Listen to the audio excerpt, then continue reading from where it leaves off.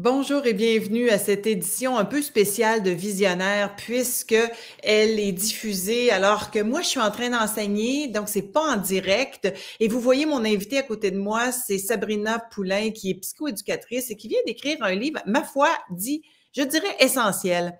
Alors Sabrina, bienvenue à Visionnaire. Je vais juste présenter ton livre, ça s'appelle Ces épreuves qui nous façonnent. C'est sur la résilience, le terme qui a été si à la mode pendant toute la pandémie. Et toi, tu le vois dans ta vie, dans ta pratique depuis très longtemps. Ça fait 20 ans que tu es psychoéducatrice. Tu travailles avec des gens qui ont entre autres des défis de santé mentale. Bienvenue à Visionnaire. Comment vas-tu? Je vais bien. Merci de l'invitation. Je suis très heureuse d'être là. Je vais bien. Je vais bien. Et comment va ta résilience? Écoute, ma résilience est à renouveler à tous les jours, je dirais, selon, comme n'importe qui, selon ce que je traverse, selon ce à quoi je dois faire face. C'est un processus pour tout le monde. Absolument, absolument. Et quand bon, écoute, dans ce livre-là, on va le dire aussi, j'y ai participé. Ah, alors ces épreuves qui nous façonnent, c'est un livre, oui, sur la résilience, où est-ce que tu nous donnes une explication de la résilience à travers toutes les recherches qui ont été faites. On va en parler tout de suite après parce qu'il y a différentes définitions de la résilience. J'avais ma propre définition quand tu m'as interviewé l'année dernière pour faire ce livre-là. Tu es allé chercher aussi des spécialistes, tu as parlé avec Sonia Lupien, entre autres, qui est chercheur en neurosciences, avec le docteur Serge Marquis, avec mon amie Christine Michaud en psychologie positive, pour mieux comprendre ce terme-là et surtout, comment est-ce qu'on peut l'appliquer dans notre vie parce que la vie est de plus en plus intense, hein, comme le disait si bien l'auteur du chemin le moins fréquenté, Scott Peck, la vie est difficile. C'est Oui. juste qu'on essaie, on voudrait l'avoir facile. Puis c'est pour ça qu'on n'a pas ce facteur de résilience-là. Souvent, c'est qu'on oublie que c'est pas si facile que ça, puis que ça commande un effort. Ouais. Alors, dis-moi donc, j'aimerais ça que tu me donnes, toi, ta définition de la résilience, de ce que tu comprends après ces recherches-là. Ben, écoute, je me suis fait une tête aussi sur la résilience, comme tu dis, à partir de tous les écrits scientifiques que j'ai pu lire, des différentes discussions que j'ai eues avec des spécialistes aussi. Et ce qu'on peut dire, c'est qu'il n'y a pas une définition universellement reconnue de la résilience. Étonnamment, surtout dans le domaine de la psychologie clinique, c'est complexe, définir la résilience, mais il y a quand même certains critères ou caractéristiques communes, qui ressortent. Fait que les chercheurs, une grande majorité, s'entendent pour dire que pour qu'une personne, qu'on puisse parler de résilience, il faut qu'elle ait d'abord été exposée à une situation perçue soit déstructurante, désorganisante ou menaçante pour pour son intégrité physique ou psychologique, Ouais. qu'elle ait été capable aussi de s'adapter positivement au contexte de risque ou de vulnérabilité. Donc, elle a été capable d'activer des capacités d'adaptation, puis aussi qu'elle ait été en mesure de récupérer un niveau de fonctionnement égal ou supérieur ou de niveau de bien-être d'avant la crise. Fait que ça, une majorité de chercheurs et de spécialistes s'entendent pour dire d'une personne résiliente qui vont répondre à ces critères-là.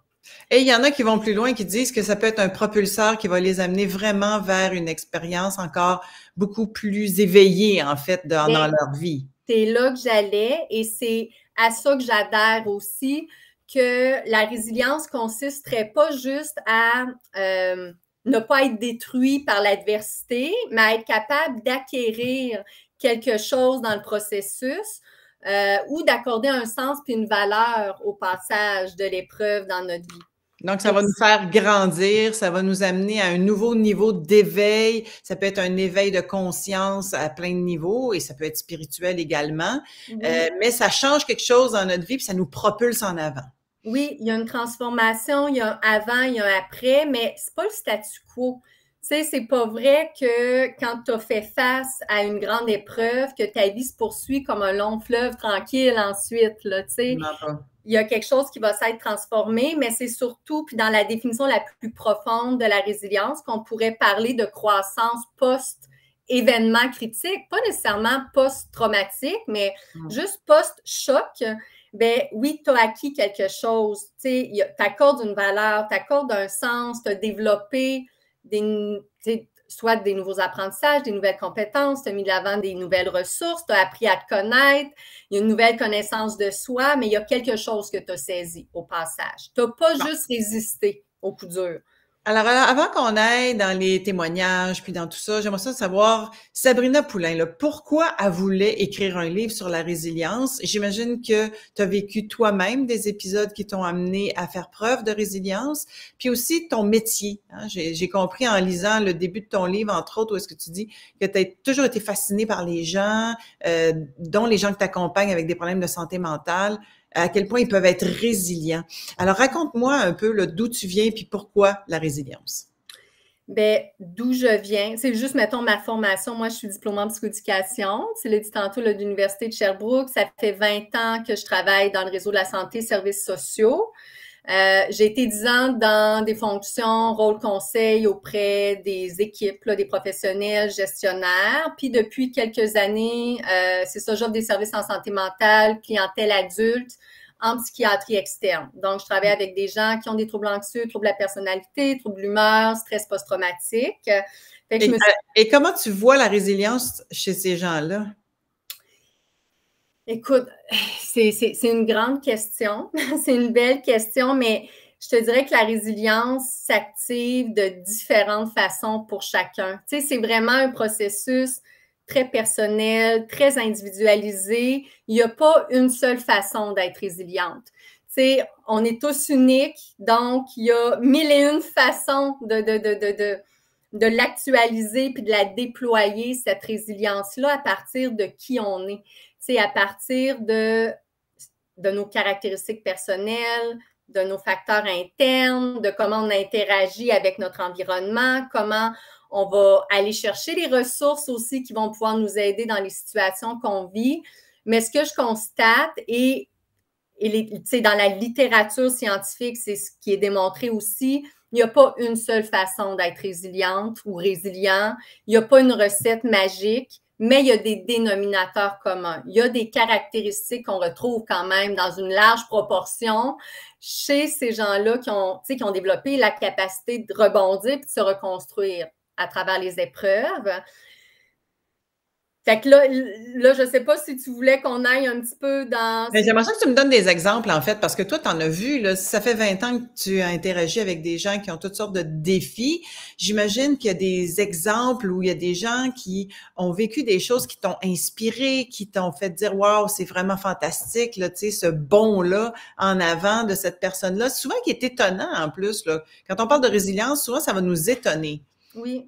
Ben oui, il y a quelque chose, des fois, justement, dans la fascination, mais il y a un mythe là aussi, je trouve, que c'est pas toujours ce qui paraît le plus extraordinaire ou le plus impressionnant ou le plus, tu sais, de dire on est flabbergasté par telle capacité de faire face.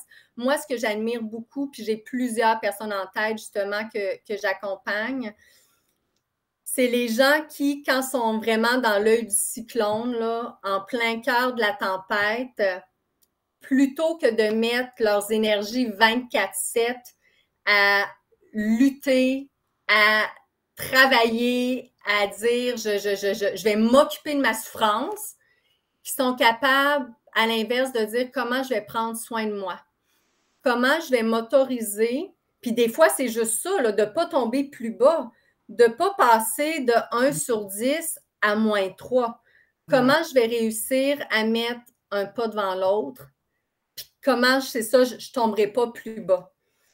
Parce que ce n'est pas quand on vit des crises qu'on fait des nouveaux apprentissages, on s'appuie sur qu'est-ce qui a déjà fonctionné, qu'est-ce qui m'a déjà aidé, c'est quoi mes capacités, c'est quoi mes ressources, puis on va puiser là-dedans. Mais les gens qui font face à des grandes épreuves, puis qui réussissent à mettre un pas devant l'autre, à fonctionner, à ne pas tomber plus bas, à prendre soin d'eux, à se faire du bien à travers ça, c'est pas le réflexe naturel. Il y a des gens qui pensent que parce qu'ils sont en deuil, bien, qu'ils doivent adresser leur deuil 24/7, puis qu'ils ne peuvent pas avoir accès à des moments de joie, de gratitude, de connexion, Fait que déjà là, souvent, c'est ce qui fait que ces gens-là vont vont avancer, vont progresser, vont se propulser, puis qui vont trouver une force puis un espoir aussi dans ce qu'ils vivent là.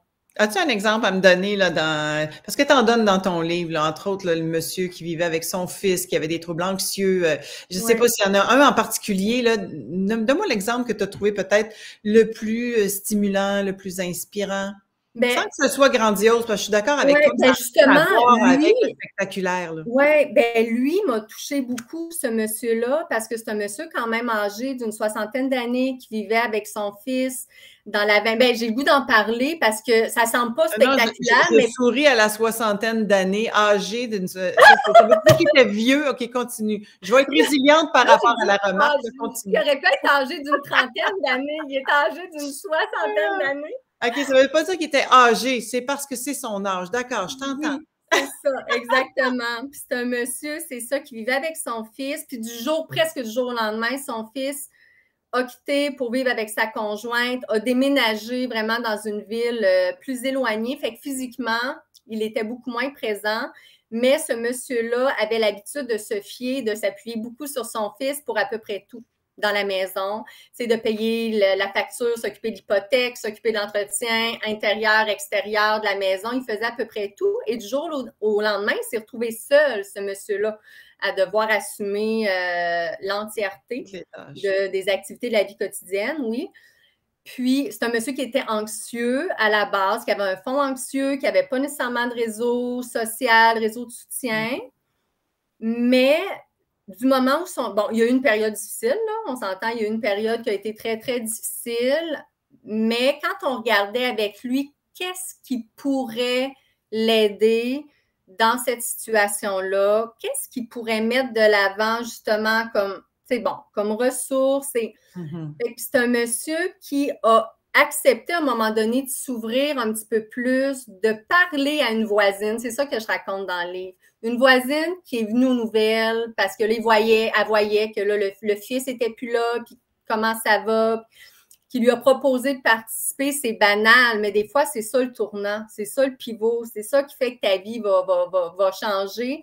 Elle lui a proposé de participer à des cuisines collectives parce qu'elle y allait. Fait que lui, même s'il est un petit peu sur les freins, même s'il y avait des réserves, va accepter cette invitation-là. Ça le fait en sorte qu'il a rencontré des nouvelles personnes, qu'il a développé ou qu'il a découvert qu'il avait un talent pour la cuisine, qu'il avait un intérêt. Puis, elle lui a parlé d'autres services qu'elle utilisait dans la communauté. Et tout ça, de fil en aiguille, a fait que ce monsieur-là est devenu beaucoup plus indépendant, beaucoup plus autonome. Ça a rehaussé sa qualité de vie. Il a fait preuve de résilience, tu sais, puis tout ça... Ça l'a sorti de l'isolement, ça lui a donné une estime de lui. Oui. Bref, c'est extrêmement important, les relations. Et ça, pour revenir à la résilience, il y a des facteurs. Hein? Alors, dans ton livre, tu décris très bien les facteurs qui vont supporter la résilience, dont le réseau social. Est-ce que tu veux nous les nommer, les fameux facteurs?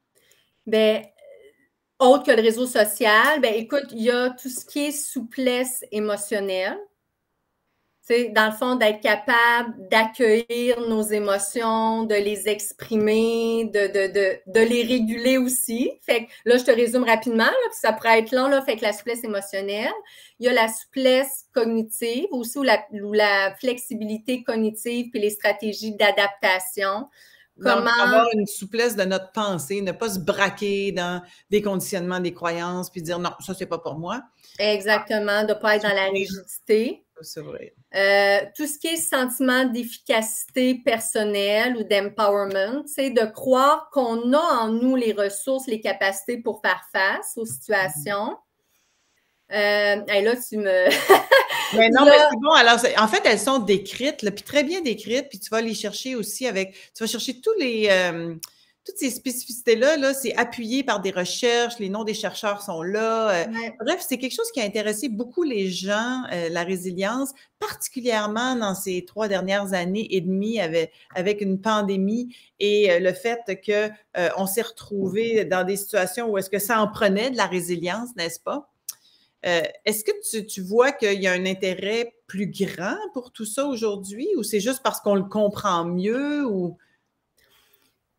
L'intérêt est là, Parce que, puis tu sais, tu n'as pas besoin de travailler en santé mentale pour t'en rendre compte, les gens vivent beaucoup de détresse aussi psychologique, de perte de sens, de manque de repères pour s'orienter dans une vie qui est difficile, tu sais, puis qui a ses challenges, puis ses défis. Puis oui, la pandémie en est un exemple, les répercussions de la pandémie, la crise du logement, l'inflation. Puis tu sais, le malheur, là, ça ne bat pas sur les gens avec justice. Tu sais, il n'y a personne qui est à l'abri des épreuves, il n'y a personne qui est immunisé contre la souffrance. Puis l'adversité a le don, on dirait, d'arriver quand on s'y attend le moins aussi. Fait que les gens sont confrontés à ces enjeux-là, à ces défis-là. Puis moi, je le constate dans mon bureau aussi. Tu sais, des gens qui pensaient qu'ils ne vivraient jamais telle situation, que jamais que ça leur arriverait. Mais on dirait que des fois, cette préconception-là ou cette croyance-là, tu parlais du livre Le chemin le moins fréquenté de Scott Peck. Tu sais, le psychiatre qui commence en disant « la vie est difficile », mais il y a des gens qui s'attendent à ce que ça leur tombe jamais dessus. Puis rapidement, ils vont tomber un petit peu dans la victimisation. Pourquoi moi? Pourquoi ça m'arrive à moi? Ça, c'est des questions qui sont contre-productives, là, tu sais. Absolument. Fait que c'est plutôt comment je vais faire face, mais c'est pas tout le monde qui est outillé puis qui est équipé. Ça dépend vraiment de différentes caractéristiques, de différents facteurs, mais tout le monde a ce potentiel-là, par contre, de devenir plus résilient. Et c'est ça qui est intéressant dans le livre. Puis, il y a un autre aspect que j'aime beaucoup. Alors, le premier, c'est que on a tous ça à l'intérieur de nous et c'est possible de l'éveiller. Et moi, je te dirais que personnellement, il y a mon histoire là-dedans par rapport à ma maladie mentale reliée à mes amours quand j'étais, il y a plusieurs années de ça déjà quand même, mais à mes histoires d'amour, c'est vraiment mes chums, moi, qui m'ont permis d'évoluer à vitesse grand V dans une période de ma vie. Et je dirais que quand je me suis retrouvée au creux de la vague, tu dis souvent, on va aller chercher des choses qu'on sait qui fonctionnent.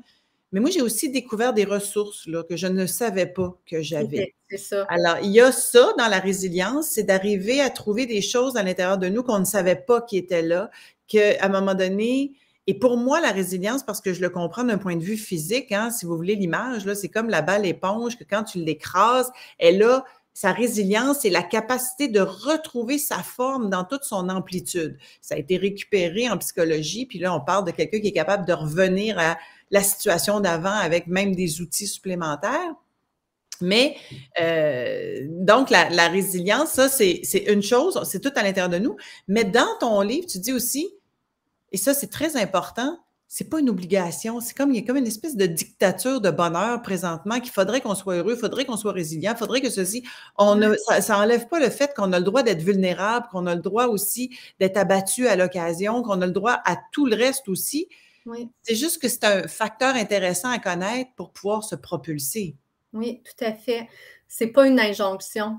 Puis même si ça se trouve, de penser qu'on doit être résilient à tout prix, ça l'ajoute une pression quand on souffre. Tellement. Fait que c'est ça, tu sais, juste de reconnaître que là, on l'a tough, là, puis que là, on traverse un bout tough. Et c'est pour ça, tantôt, que je disais, c'est surtout rapidement d'identifier qu'est-ce que j'ai besoin, qu'est-ce qui va m'aider, qu'est-ce qui me ferait du bien. On parle pas de rebondir encore. On parle juste de fonctionner. On parle de ne pas reculer ou continuer de descendre. Oui, exactement. De ne pas tomber plus bas, puis de continuer de mettre un pied devant l'autre, puis de fonctionner. Mais surtout de ne pas s'ajouter une pression, puis c'est chacun son rythme. Ouais. Puis moi, je crois profondément que tout le monde, à un moment ou l'autre, est capable de rebondir, est capable de l'activer, ce processus-là de résilience. Pour certains, c'est plus naturel. Pour d'autres, ils vont avoir besoin d'une bougie d'allumage qui peut être une aide professionnelle, qui peut être juste quelqu'un de leur entourage, une personne de confiance, peu importe qui. Exactement. Mais juste d'être bienveillant, c'est un mot aussi à la mode, être bienveillant envers soi-même, mais quand on traverse des difficultés, qu'on l'a tough, tout ce qu'on peut faire pour s'aider à se sentir mieux, c'est la première stratégie à mettre en place, selon moi. Avant de penser à l'autocompassion. Oui, tellement.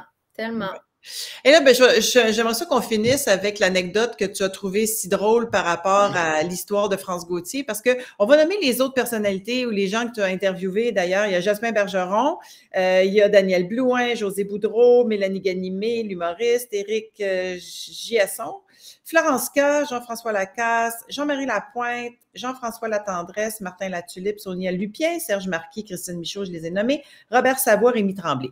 Alors ça, ce sont des témoignages dans le livre, mais le livre est vraiment bien enrobé de ce qu'on comprend, de comment, en fait, c'est quoi la résilience, puis dans quel contexte c'est un peu intéressant, en tout cas, de l'activer, notre résilience. Mais moi, bon, alors, j'ai raconté mon histoire de peines d'amour qui m'ont amené vraiment, en fait, c'est surtout des peines de trahison, dans mon cas, qui m'ont amené vraiment dans le creux de la vague à quelques reprises dans ma vie et de façon très intense en 2011. C'est comme si ça a été un game changer cet été-là où est-ce qu'il fallait, j'avais le choix, soit je me laissais mourir de peine, soit que je rebondissais.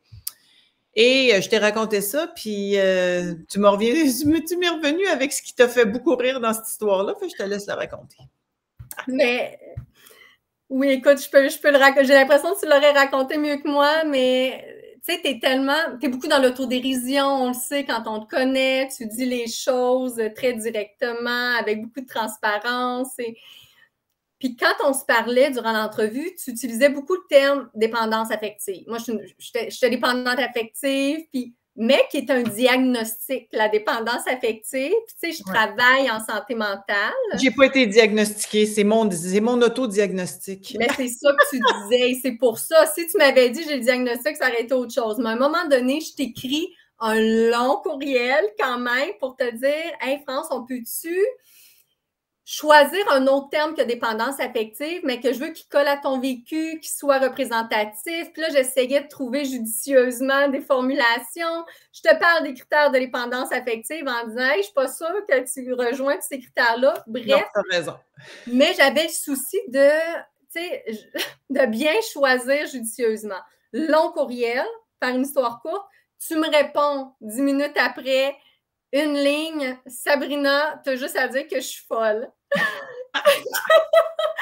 Juste à dire que j'étais folle, parce que j'ai l'impression que j'ai quand même un petit peu guéri cette affaire-là. En fait, pas un petit peu, beaucoup. Tu sais, je te dirais que 80% de ça et plus est guéri aujourd'hui, et il fallait passer à travers. Mais oui, c'est vrai, j'étais complètement folle. Mais c'est une belle anecdote, moi, qui me fait sourire, mais le cheminement, tu sais, c'est ça, ton parcours, le cheminement, les apprentissages que tu as faits, les découvertes sur toi aussi, tu sais, tu es allé à la racine de tout ça, c'est ce que tu dis aussi là, dans ton témoignage. Il fallait que tu passes par là, toi, pour... Absolument. Puis j'ai remercié, parce que ça s'est passé dans une période accélérée, j'ai remercié les 2-3 personnes qui sont venues réveiller ce vide intérieur, cette espèce de ce manque qu'il y avait en moi que j'avais même jamais adressé parce que j'avais pas l'impression qu'il existait. Moi, j'étais convaincue que j'étais une fille très équilibrée jusqu'à ce qu'une amourette d'été me fasse sombrer vraiment très, très bas, puis que je réalise qu'il y avait un trou béant à l'intérieur de moi qu'il fallait que j'aille rencontrer. Et ce que ça m'a appris, puis si je peux mettre mon petit grain de sel dans la résilience, c'est que le chemin le plus rapide pour se sortir de quoi que ce soit dans la vie, c'est surtout pas d'essayer de l'éviter, c'est de rentrer dedans. Rentrer dedans, pas pour que ça fasse plus mal, mais pour qu'on prenne conscience du pourquoi on souffre, parce que la souffrance, les malaises, les symptômes, peu importe, ça nous donne un message. Il y a un message là-dedans. Puis quand on est capable de l'entendre, c'est beaucoup plus rapide, justement, la remontée. La résilience est plus facile, la remontée est plus rapide que si on essaye de s'en débarrasser, qu'on va dans la compensation dans tous les sens pour essayer d'oublier ça, puis mettre ça de côté. Le chemin le plus rapide, c'est de rentrer dedans. Oui, tout à fait. Puis tu sais, ce que tu dis même résonne avec les propos de Rémi Tremblay, aussi qui a participé à l'ouvrage, qui disait que quand j'ai abandonné l'idée de résister, de lutter, puis que j'ai mis mes énergies d'en faire avec, c'est ça. Ma vie s'est transformée. Mais c'est sûr que tant qu'on est dans la résistance, puis qu'on ne veut pas que, tu sais, on veut pas faire face, on veut pas s'exposer, bien, c'est sûr qu'on retarde en quelque sorte. Il y en a qui ont besoin de passer par là, mais le vrai, c'est ça, le vrai tournant commence quand on accepte que ça nous concerne à quelque part, là. Ça nous concerne, il y a un message là-dedans, puis j'irais plus loin d'un point de vue spirituel, il y a aussi tout l'aspect de on attire ce qu'on porte. Si on porte un certain nombre de blessures, on va attirer des scénarios pour que ces blessures-là se réveillent, pour qu'on puisse les rencontrer. Après ça, aimer la personne qu'on est malgré tout ça et transcender, transmuter la blessure. Et c'est la seule façon d'évoluer. J'ai essayé toutes les autres. C'est celle-là. Puis c'est ça ton parcours, c'est ça ton témoignage qui déjà, comme je te le disais tantôt, là, j'ai des échos, il y a des gens qui se reconnaissent beaucoup, puis que ça va aider. Fait que c'était ça aussi l'objectif. Oui, il y avait les partages d'experts, mais il y avait aussi tous les témoignages de personnalités qui ont traversé ces tempêtes de vie-là, puis qui les ont pas juste traversées, mais qui ont réussi à travers ces épreuves-là à saisir. Oui, ils ont grandi, ils ont fait des nouveaux apprentissages, ils ont appris à se connaître, ça, c'est inspirant. Aujourd'hui, en conférence, je dis tout le temps, l'été 2011 a été l'été le plus créatif pour moi. Et quand j'étais dedans, je t'aurais pas dit ça. Ça devient créatif à partir du moment où, justement, on arrive à transmuter parce qu'on a pris le temps d'aller rencontrer la blessure. Quand ça fait mal, faut aller prendre le temps de regarder ce qu'il y a là. Sabrina Poulain, écoute, merci infiniment. Je remets ton livre ici, officiellement, ces épreuves qui nous façonnent. Alors, comment développer nos facteurs de résilience? C'est publié chez Édito et vous pouvez le trouver partout présentement en librairie et bien sûr en ligne également. Merci d'avoir écrit cet ouvrage essentiel et d'y avoir mis ta touche à toi aussi de tout ce que tu vis avec les gens que tu accompagnes. Parce qu'il y a de l'espoir et ça, c'est le plus important de retirer de ce livre-là. Il y a toujours de l'espoir. Toujours, exactement. Puis c'était ça ma principale intention, mon principal souci. Tu sais, que ce soit porteur d'espérance, mais sans être marchand d'illusions, c'est pas facile. Ça veut pas dire que c'est facile, mais c'est possible. C'est pas de la pensée magique. Ça, c'est bien important de le dire. Non. Merci infiniment et bon succès, longue vie à ton bébé et on se retrouve, nous, très bientôt pour une autre émission de Visionnaire. Ciao. Merci, France. Bye. Bye.